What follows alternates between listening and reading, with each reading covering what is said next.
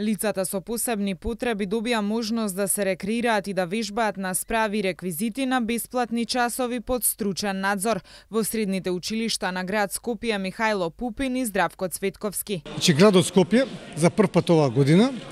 успеа да набави реквизити и справи за лица со посебни потреби кои што се инсталирани во салите во две средни училишта во градот Скопје. Тоа е во Средното училиште Михајло Пупин и во средното училиште Градичен училишен центар, при што лицата со посебни потреби ќе можат 2 пати неделно да доаѓаат тука и да се рекреираат, да се дружат. Има справи од различни видови, така да мислам дека за секој потреби за што ги има ќе може да се има соодветна справа. За набавка на овие справи градот Скопје инвестираше 1,5 милиони денари. И важно и тоа што сакам да го напоменам е што за термините во кои што вежбаат лицата со посебни потреби, градот Скопје обезбеди и инструктори за целиот термин додека вежбаат лицата со посебни потреби, 20 инструктори кои што ги плаќаме некаде околу 300.000 денари, а исто така и има лица од Црвениот крст, доколку некој се повреди или има потреба да му се укаже некоја помош, тука се и лицата од Црвениот крст. Мислам дека ова е една многу важна работа со оглед на тоа што сакаме да им помогнеме лицата со посебни потреби што повеќе да се социјализираат и што повеќе да бидат на нормалните услови кои што ги имаат останатите луѓе. Во разговорот со нив, стекнаме впечаток дека се тие задоволни што се дојдени овде да се дружат, пред се да вежбаат и да се дружат меѓу себе.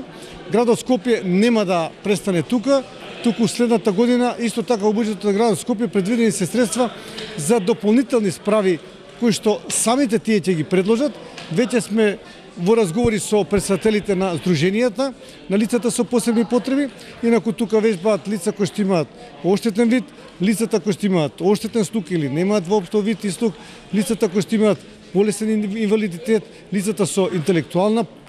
попреченост, така да за сите категории има справи со кои што тие можат да го поминат времето додека се овие два дена во текот на неделата. При тоа ќе го приспособиме и автобускиот превоз за нивните потреби во термините во кои што доаѓаат во овие две сали во градот Скопје. Лицата со посебни потреби во училиштето Михајло Пупин ќе може да вежбаат секој вторник и четврток. Во 19 часот спортско-рекреативни активности ќе има за лицата со телесен инвалидитет, а во 20 часот за лицата со оштетен вид. Во училиштето Здравко Цветковски ќе може да вежбаат секој вторник и петок. Во 19 часот лицата со интелектуална попреченост, а во 20 часот ќе има спортско-рекреативни активности за лицата со оштетен слух. И ние инвалидите, слепите и телесните лица со помош на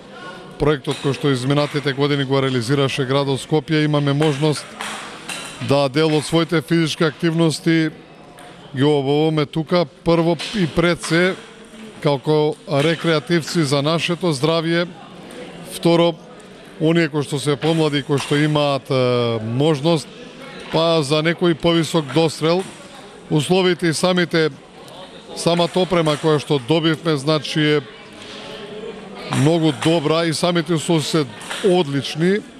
Ние, значи, добивме некои за прв пат воведување на 2 нови спорта во Република Македонија, тоа е масата за шоудаун, тоа е фудбал 5 за слепи лица, значи добивме и топки и маса за шоудаун, добивме едни прекрасни убави голови за гобал кои што се упражняваат некаде 68-та година во Скопје, така да мислиме со еден понатамошна работа и со она што као ветување го имаме од градоначалникот дека овие услови кои што во овој момент ги имаме во наредната година максимално ќе ги подобриме, а се со цел за едно подобро здравје на оваа категорија граѓани. Националниот сојуз на лица со телесен инвалидитет на Македонија, Мобилност Македонија, веќе подолго време преговара со одделението за спорт при собранието на градот Скопје за овозможување на услови за рекреација и занимавање со спорт за лица со телесен инвалидитет. Некако во рамките на изградба на спортска инфраструктура, ние чувствувавме дека